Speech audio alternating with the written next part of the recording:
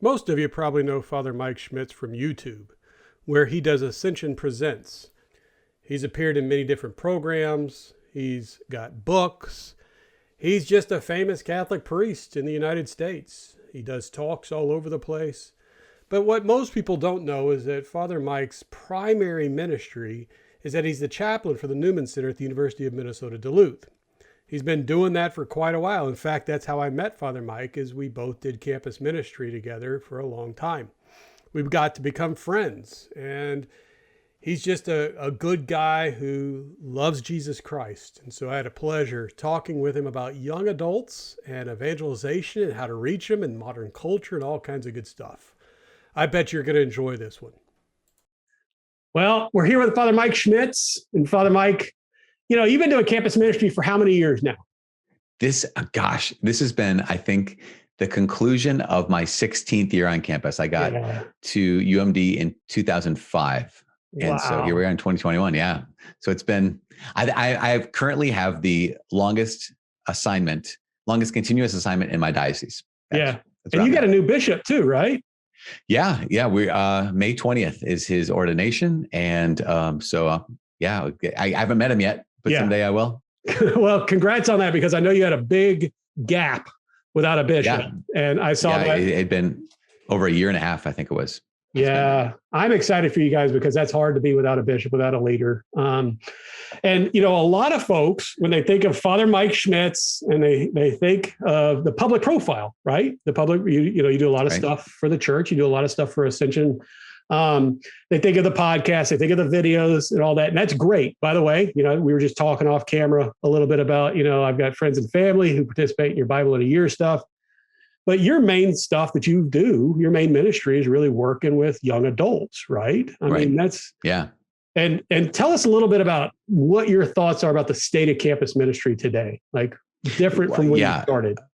Oh man, well, I would say that campus ministry as a whole has more things to brag about now than it did when I first started. So as always, the flagships have been doing well. So Texas A&M as a flagship, University of Nebraska Lincoln as a flagship, Illinois Champaign-Urbana flagship. Those are the three that I'd always heard about, and they are phenomenal, right? There's also some other places, honorable mentions all over the place.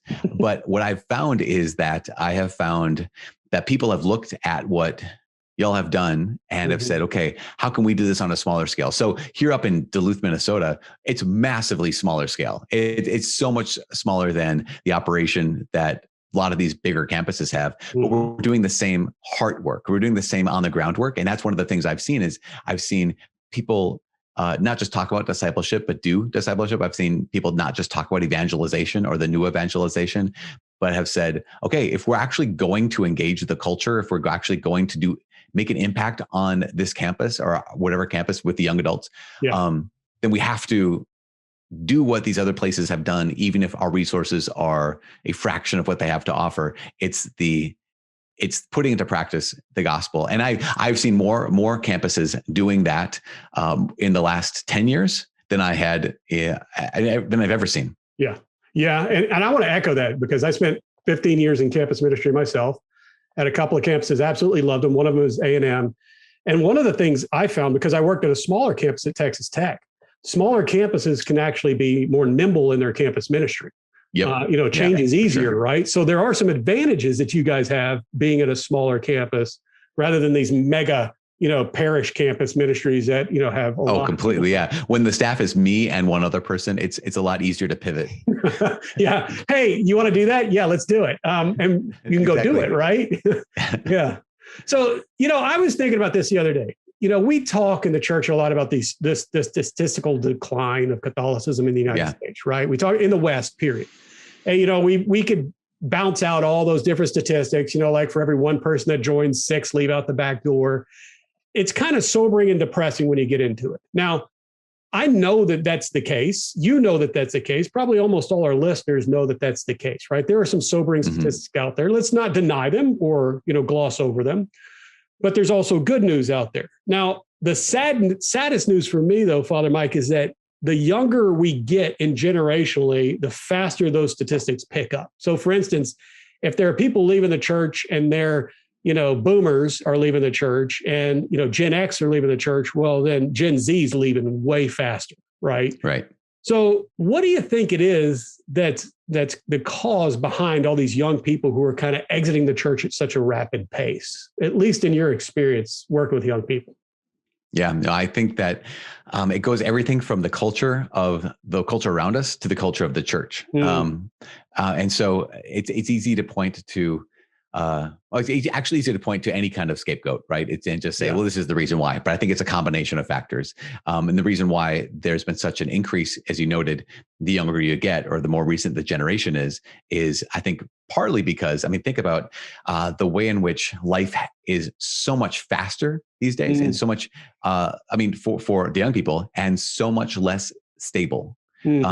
And so why would you commit to anything? Why would you find value in something that was long lasting when I'm waiting for the next quickest, newest, brightest, shiniest thing to come out there? So there's this kind of mentality that values the new. It values the novel. And also, so there's, I could go down to the list because there's also, a premium placed on feeling, not thinking. There's the idea or the reality that we say we might live in the hyper information age, which is partly true, but also I think it's more accurate to say we live in a hyper opinion age. And so, it's not just here's all this information out here, process it, distill it to come to a conclusion.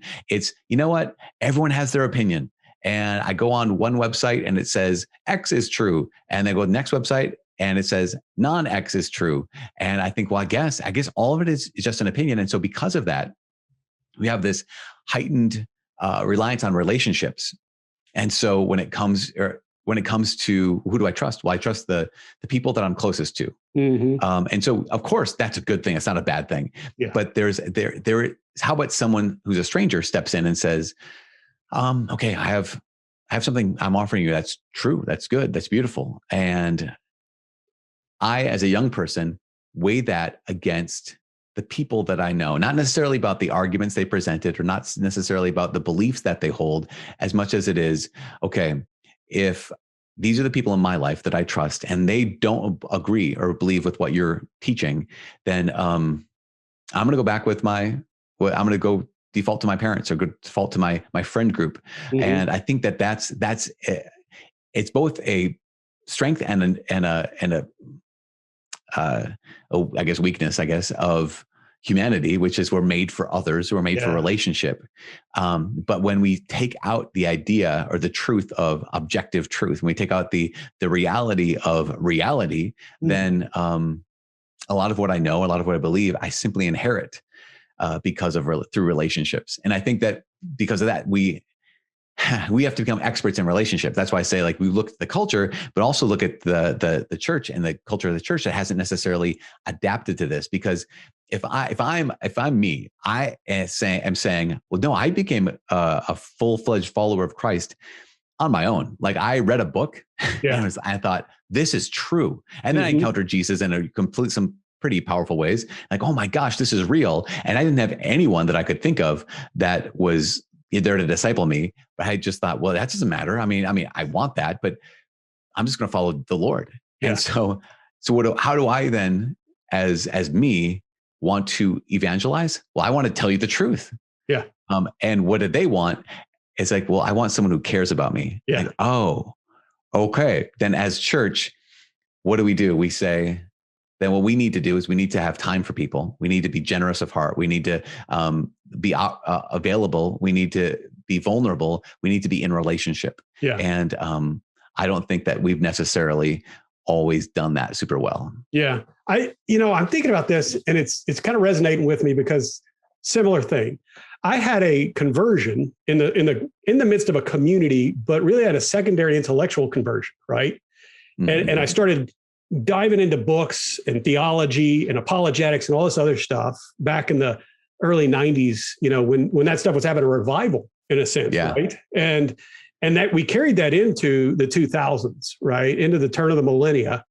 And I think we're still operating that way today, right? We're still operating with, we lead with truth. And I think Bishop Barron's made a good point, we need to lead with beauty. I would even go further in saying we need to lead with relationship.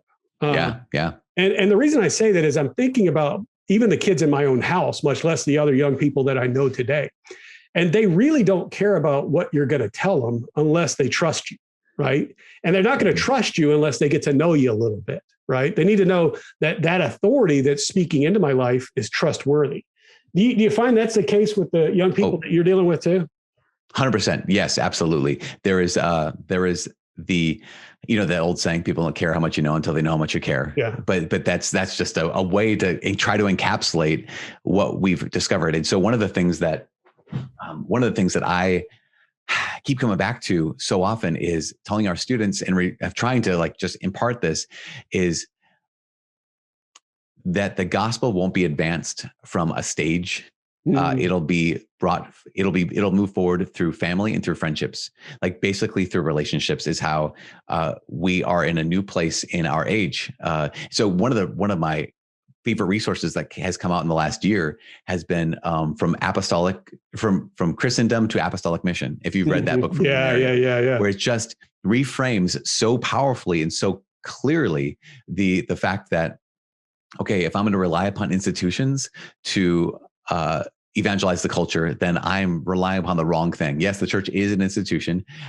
Yes, it's still going to be a present thing, but we have to think ourselves as foreigners and strangers coming into a culture that in such a way that we don't have any credibility on his face. So I remember when I was in high school and college, one of the things, if you wanted to say that you were a good person, you wanted to indicate something can I trust you? Oh yeah. No, I go to church every weekend. Exactly. I go to church every Sunday. Yeah. Or I pray. I'm Catholic. Of course you can trust me. I'm Catholic. I remember actually appealing to this at some point in college. Someone had, I don't know who it was, I can't remember the context, but I remember thinking, and maybe even saying, oh, of course you can. I'm Catholic. And actually the person was like, oh, okay, great. Oh, yeah. Yeah. And now that would not be the conclusion is oh, great, I can trust you. It would be, oh, so you must hate people. Mm-hmm. And that's the other thing, right? So the Catholic Church has been painted with, again, our culture and our church. The culture has said that, unless you agree with these things and unless you are on board with these certain things, then you are one of the bad guys. You're one of the black hats that has come into town and we need to get rid of you. And so that's an unthinking position to take because it's not 100% true. On the other hand, here's the church that hasn't necessarily always led with love and truth combined. And sometimes we try, I have, and you do too, how many times have you said no, we don't hate anyone. Here's the truth of the church and here's the church's teaching. Isn't that beautiful? It might be challenging, but it's still loving. And someone's like, nope, I just plug my ears. I don't need to hear that. Yeah. So I'm thinking about this and I think we're on the same bandwidth, right? We got to have relationships. We got to build this trust. Mm-hmm. We got to invest in people. It's inefficient, right? It's not like we can do this in just some big program. It's not an institutional thing. And in fact, sometimes the institutional things get in the way, right? Because the modus operandi of the church, if we think institutionally, is let's put on a class, let's put on a program, let's run this thing. And of course, nothing's wrong with those, right? Nothing's wrong with any of that. But unless we do it personally and we're investing in these people, then that's not going to, make the difference in these young people's lives, especially. So if the way we've been operating for generations now is different, how do we start to make that shift? Because if the institutions are hard to change, oh my goodness, right? The culture behind the institutions is even deeper. So we're talking about culture shift and institutional shift, but it's got to start smaller, doesn't it? Yeah. Well, I think that again, your use of the word inefficient is absolutely critical because yes, relationships are inefficient. And so let me look culture, church again for a second. Culture. What is everyone say they don't have enough of? Time. Yeah. I don't have any time. I would like to do this. I don't have any time. I would like to be with you. I don't have any time. I'd like to spend, I'd be friends with you. I don't have enough time. Mm-hmm. And so relationships, if they take anything, they take time and not just let's meet for an hour It's like that, I remember reading a book from Matthew Kelly years ago talking about carefree timelessness, is that here's a place not only where relationships with people are formed and forged, but also with our Lord is formed and forged. And it's like to have that carefree timelessness with God, carefree timelessness with family, with friends. So I don't have any of that. And then again, here as a church, we're like, okay, you got an hour, let's go. Do you have these, what happens when an immovable object meets a unstoppable force is it's not working. Yeah. And so what we have to have, I really think, is not what's the newest program that will let people invest in others. It's okay. Where can I personally invest in this person or these 2 or 3, whatever people personally? So as an example, let's look at a program that people always get wrong. Alpha. Alpha is a program that people get wrong all the time because they see how much time and creativity and money that the people at Alpha put into making these incredible series of videos. And they see some success in various places around the country, around the world. And they think, oh, that's it. So what we're going to do is we're going to show the videos. These videos lead people through the gospel presentation. These videos lead people to make a commitment to Christ. That's what we got. And Alpha, to their credit too, they come back and say, no, the videos are not the point. The videos are, where we tell them what we believe. The discussion is where they tell us what they believe. But the point is the relationships that get formed over food and discussion. Like that's the key. And I have seen so many people say, we're not going to do Alpha anymore. Nothing ever happened because they thought they're just sitting people down to watch some videos. Yeah. And so even when it comes to programmatic kind of a situation, it's in the context of a program. The big question is, how can we just make time for each other? And because it's the inefficient, established relationships. And that's what I would say is, so then the people that we recruit to lead, to serve, are not necessarily the people who can articulate the faith the best, but they're the people who are you available? Not just available for this 1 hour a night to kind of have a meal with somebody. Are you available and interested in actually establishing new relationships with people? Because that's what might come out of these nights. Yeah. And actually, we're hoping that's what comes out of these nights. And if you're not, then we really are grateful, and maybe you can do something else. But what we need on these, Alpha nights, or what we need for ourselves when we have on our campus, is people who are not just available to serve this one time or to serve 1 hour a week, but people who are available and have a heart for relationship. Yeah. There's 2 thoughts I have. First is a phrase that I've been pounding home the last couple of years, and that is that fruitfulness is named more than numbered.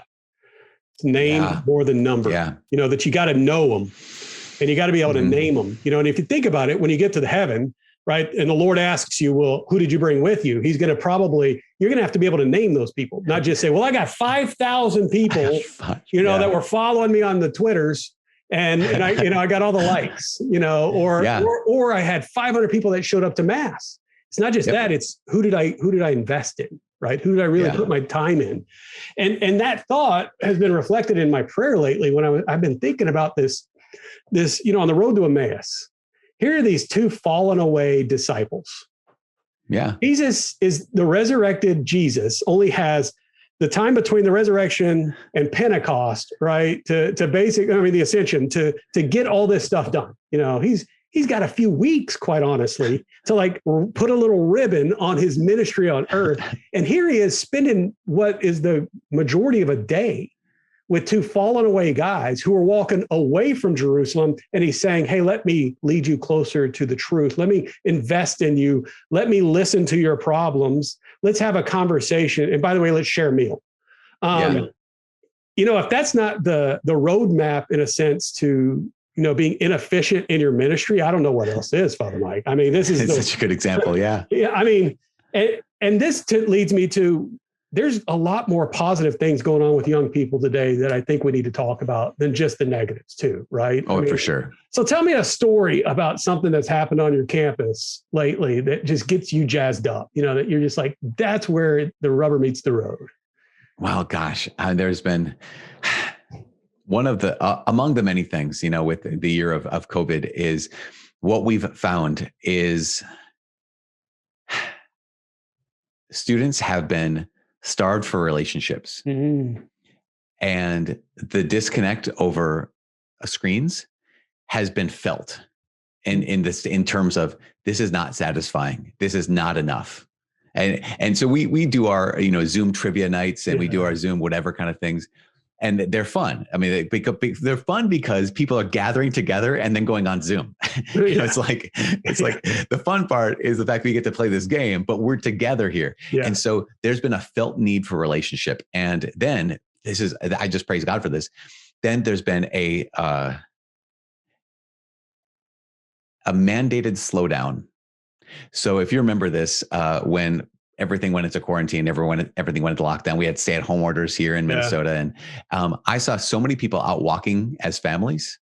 I saw so many people out walking with their pets. Just people just walking, like, oh, there is this mandated slowdown kind of situation. And then on campus here, what I've seen is we had a couple intramurals, couple campus groups kind of sort of gathered together, but that was it. That when going to class means rolling over, opening your laptop and turning off your camera.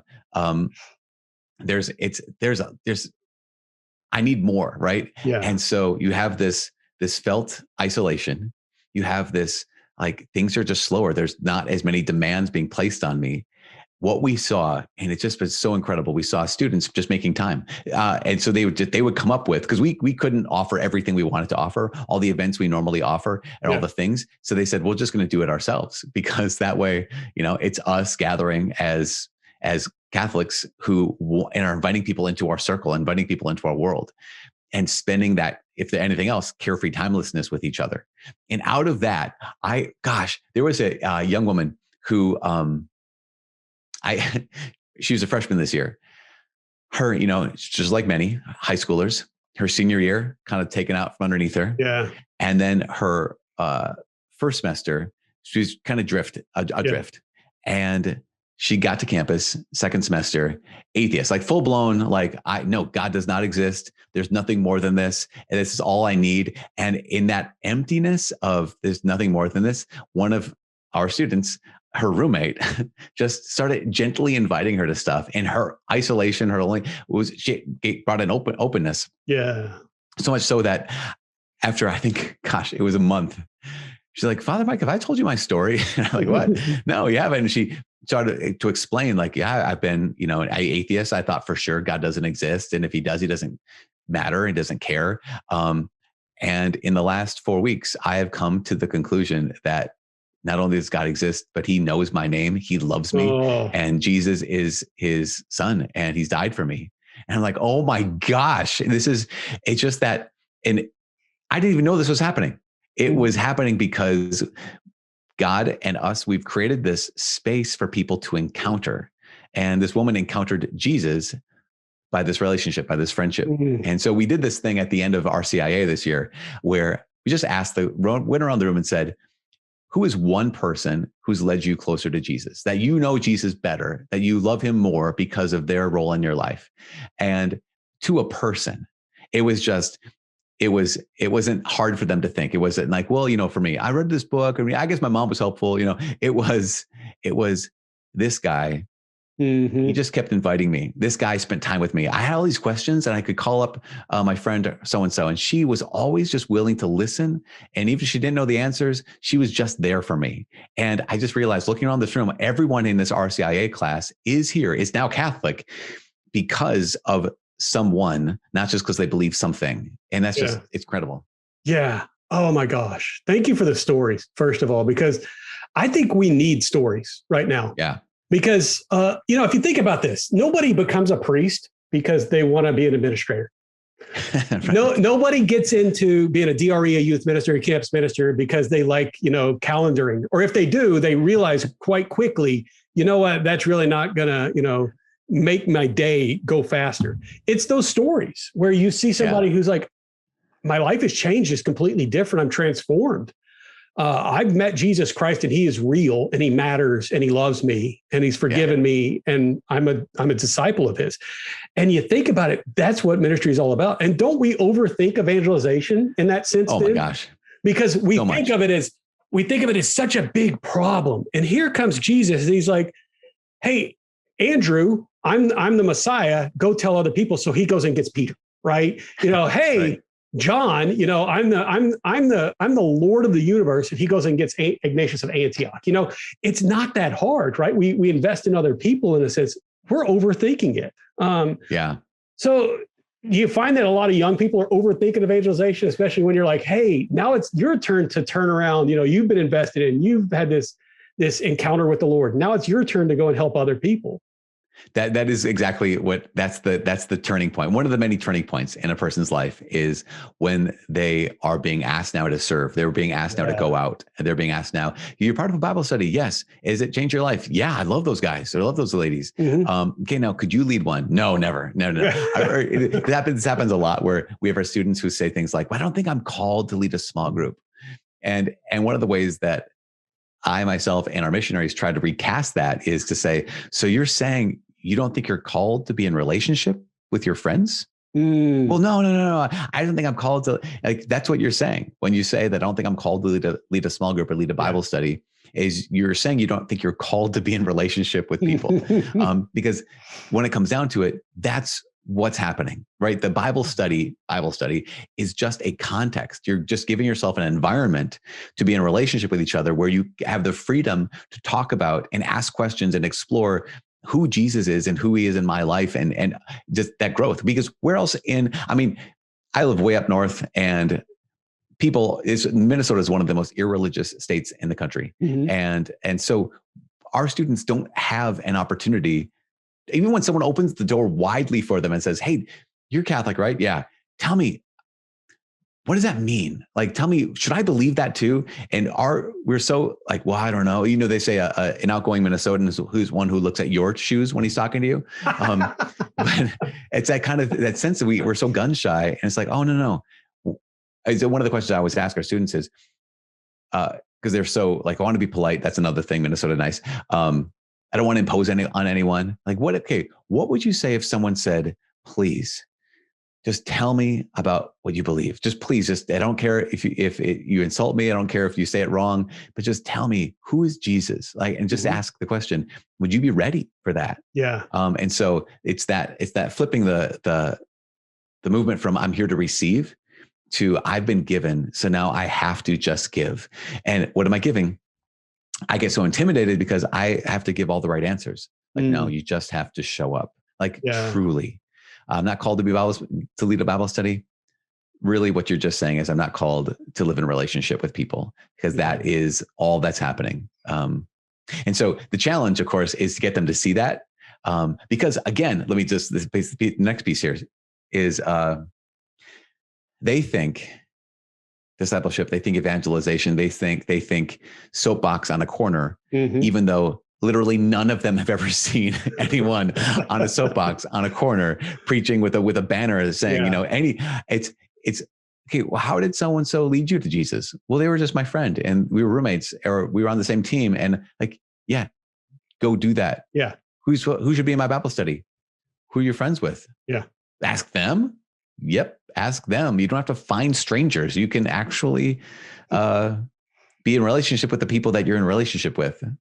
Yeah. And I think that knowing that, I imagine people who are watching this, listening to this too, would be like, okay, that's the key, is I don't have to go necessarily find people. Who are the people in my life already that I'm in relationship with? How can we provide a context where we get to talk about these things? Yeah. It's one of these things where I think it's not just a Minnesota problem, by the way. Okay. Texans are a little bit more bold about, hey, we're Texan, but it's an everywhere problem. And I think a lot of folks see mission or evangelization as something that's going to be scary. It's got to be kind of right in your face. They think of it as like something where, you're Billy Graham, where you're so bold, you'll get in front of a stadium full of people, or a Father Mike Schmitz, he'll do a video series, or, you're going to be the street corner preacher or whatever else. It's kind of in your face, right? In the sense of like, I'm just going to put it out there, folks, here's Jesus Christ.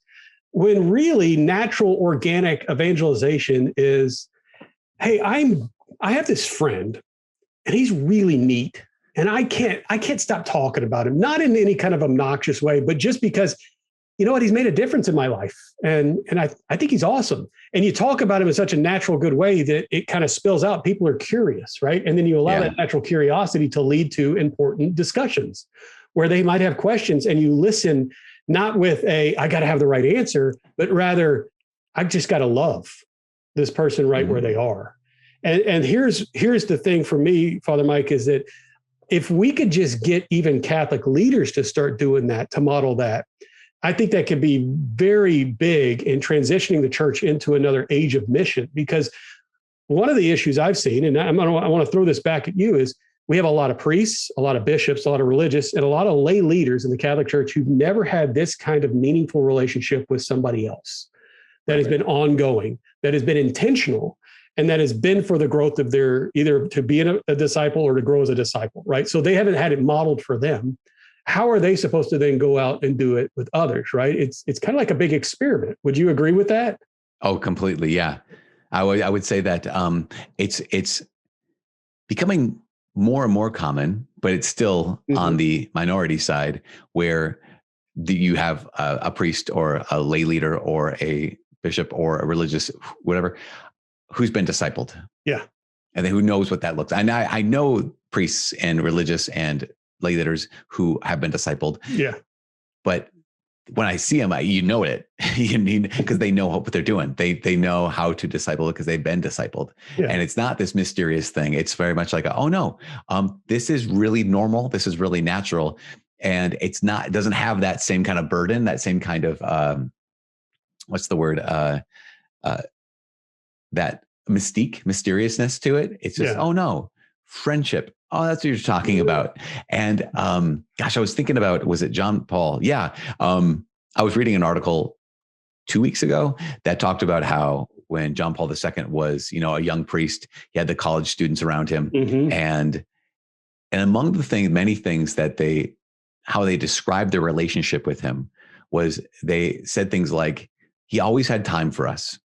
And he'd always make time for us. And there was no question no thing we talked about that was something if he wasn't interested in it, we would never have known, because he was, not only did he have time for us, he was interested in us and what we were interested in. And I just thought, as I was reading it, I was very convicted, because I just think, oh my gosh, I mean, how many of my students would say, Father Mike always has time for me, when I'm like, okay, you guys, I can meet for this long because I have to go to this next thing. But at the same time, I'm convicted in a good way, because it's like, that's what matters. After all these years, of course, they love him because he's also the Pope. But after all these years, they love him because he was their friend. And their lives are changed, not because he's the Pope now, but because, not because he's a genius, because he was their friend. And I just think so one of the things that I try to let myself be convicted about, is bring it home a little bit more, is I think, okay, well, I have students for 4 years, maybe 6 years if they go to medical school here. But who's in my life that I want them to say those same things? And I think of my nieces and nephews. I think of my siblings. Yeah. And I've met so many students who have come here and, oh yeah, my uncle's a priest, and I think, oh, you're not even, and they're not practicing. And I ask them more about this, and they would say like, no, he wasn't. I mean, he was really busy. He wasn't around a lot and didn't really make a spiritual impact in my life. And I think, oh my gosh, that is the potential story of my nieces and nephews. If I'm not for them, what disciplers are for their friends, or if I'm, what John Paul II was for these young people. Because I get the college students for so long, and I'll try to be as present to them as possible. But God has given me also these nieces and nephews and these siblings of mine. Am I making an impact in their lives? The only way I can is if I make time for them. Yeah. And so again, it doesn't have to be going out to like the far reaches. It can simply be, oh, I have kids. I have people right in front of me. That I think that's where we can look. If only it wasn't for that free will thing, where they could actually choose whether they wanted to or not, even if, you did have a big influence in their life, right? Right. I hate other people's free will. So I'm like, now this is going to turn into get like, them just right. Yeah. Virtual confession. Yeah. Stupid free will. I love mine. I just hate everybody else's. So yep. I don't even like mine sometimes. So let's do a thought exercise for a minute.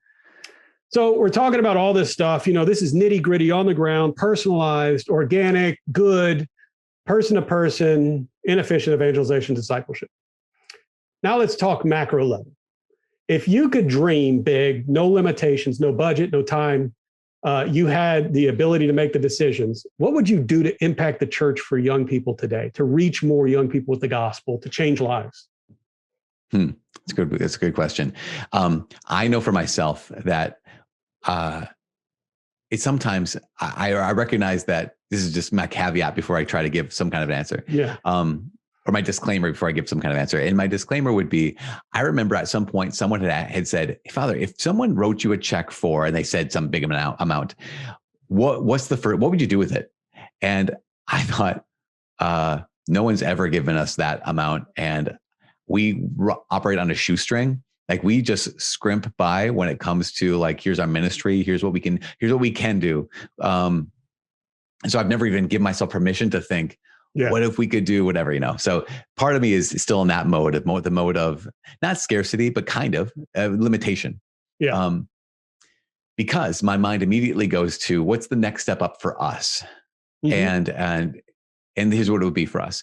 What it would be for us is to be able to provide context. What I mean by that is to be able to provide places of encounter. One of the things we have is I just have this little house that's right off campus. And we have a 2-car garage that's been converted into a chapel. And the rest of the house is basically students come over, gather, and then we have that. And they have Bible studies here and they do this and they meet on campus too. But there's something about a location, something about being able to say, and not the same kind of thing as like, here's our church. And so come to our church, you guys seek us out as much as it is a place. I know some families who have said, we bought this house so that we could exercise hospitality. Mm-hmm. We bought this house and renovated it this way so that we could invite people into it. Yeah. And that's what I would think is like, so again, not just we have this house, now people, if they want to stop by, they can, but to have a space where people can be welcomed in, be invited in, and say, okay, this is the place of encounter for you. And it is that's what I would do on one hand. I know even more macro than that is spaces of encounter. So those places where, okay, if you are ready to have a relationship, we need to go somewhere. We need to be somewhere. And maybe it's your house, maybe it's someone else's house, maybe it's the church basement, whatever. But to be able to capitalize on the need for that, you can't spend time with someone without also sharing space with them. Mm-hmm. And so that would be it, is creating spaces. Yeah. And that sometimes those spaces are retreats. Sometimes those spaces are just an actual location.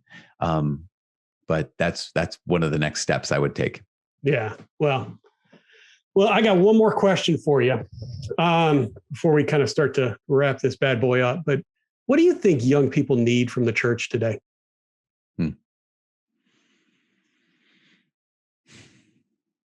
Man, Jesus. That's the answer. Whenever I ask my teenage girls, like, okay, so what does this Jesus say? Fallback answer. but ultimately, the church has so much clarity when it comes to, okay, if you lived this way, your life would be really full. Like if you live this way, the sorrow that you experience, you might still have sorrow, obviously, because you're a human being living in a broken world, but you'd be lifted up by the joy of knowing that there's a God who loves you. That if we accepted what Jesus has taught us, the church and the Holy Spirit, our lives would be so radically transformed. And yet there's so much distrust. And so in order to get to Jesus, I wonder if what the young people need today is they need saints. They need people who are willing to authentically live and say that actually this life is possible. And this is actually what it looks like when you live this life. So it's not the, hey, I want you to start living like this and you'll experience joy. It's, I'm going to live like this and I'm going to live in joy and you're going to get to see that. I think, like you mentioned, the free will thing is there is only one person that I can steer the car, who lets me steer the car. And that's myself. And I don't even often let myself steer the car. So rather than fixing someone else, like the big challenge for me is to say, okay, am I sold out? And that's one of the things I keep coming back to, especially as leaders. The question we get to ask is, if my students, if they live the rest of their lives the way I've lived the last 7 days of my life, would they go on to become great saints, or would they just be like nice people? Yeah. Who were also religious? Because we get to be the prototype.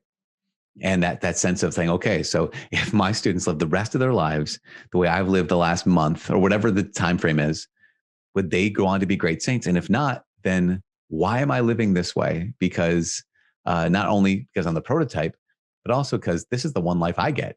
And I really do think that's. So here's a nice example. We have a young man, and he wanted. Speaking of hot button issues. In high school, he came out to a lot of acceptance and a lot of celebration of him, and that reality of him being same-sex attracted, and which is in some ways a good thing, right? He didn't have the burden also of being rejected by people. I think if there's anything in our culture that if there's a blessing here, it's that you have people who have a little more freedom than maybe they had in the past. So his freedom was this. He was like, no, the Catholic Church is no place for me. Like, I know the stories. Catholic Church is no place for me.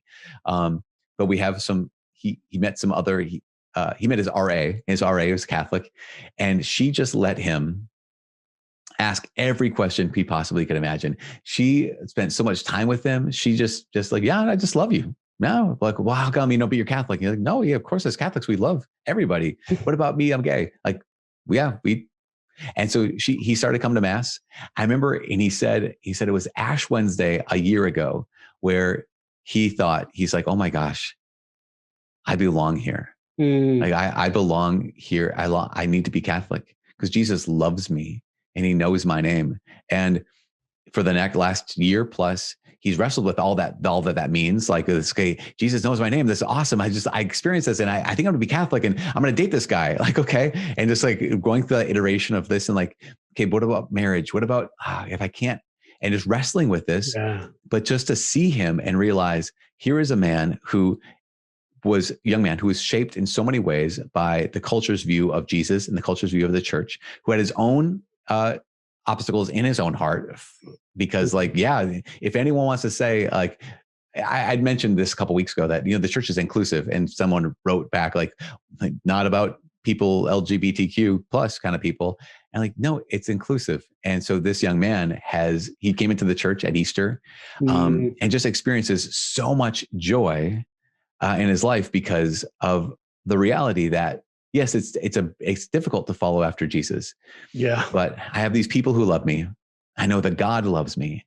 And he just radiates joy. And that's one of the things I keep seeing is here is a person who is proof.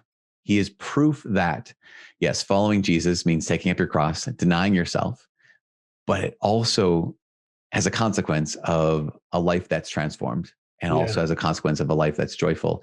And he, like everyone else, was not disqualified because of whatever attraction he may or may not have. And it's powerful. Isn't that the beauty of a relationship with Jesus, right? Yeah. Thank God, because otherwise, what hope do any of us have? Yeah. And it's not that it's easy, right? It's not that he's not going to still struggle, but it's like, but all of us are struggling, and he's willing to struggle. And that's the thing. It's the grace that God's giving him to keep moving forward. Yeah. And earlier you talked about vulnerability, right? Pulling back the curtain of your own life just a little bit is basically what vulnerability is, because it allows people to see this is where I could be hurt, right? That's the vulnerability. Yeah. I could be hurt here.